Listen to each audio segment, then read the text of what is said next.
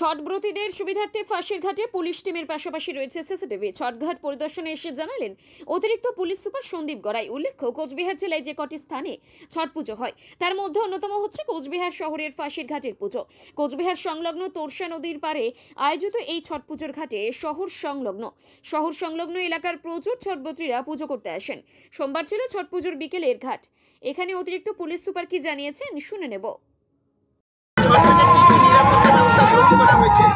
আজকে আমাদের যে ছট পূজা হচ্ছে কুচবিহার জেলার মধ্যে, তো এখানে আমাদের যে কুচবিহার জেলা পুলিশের তরফ থেকে সমস্ত রকমের নিরাপত্তা ব্যবস্থা রেখেছি।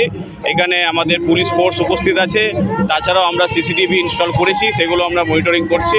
প্লেন ক্লোথের লোকজন আছে, আমাদের পুলিশের লোকজন আছে, এবং রাস্তায় যাতে যারা পুণ্যার্থী আসছেন ভালোভাবে যাতায়াত করতে পারে তার জন্য পুরো ট্রাফিকের ব্যবস্থা করা হচ্ছে।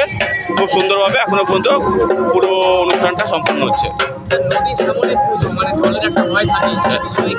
এখানে আমরা ডিএমজি টিম আছে, সিভিল ডিফেন্সের টিম আছে, তাছাড়াও আমাদের মিউনিসিপ্যালিটি ভলেন্টিয়াররা আছে এবং সর্বোপরি আমাদের পুলিশের টিম আছে।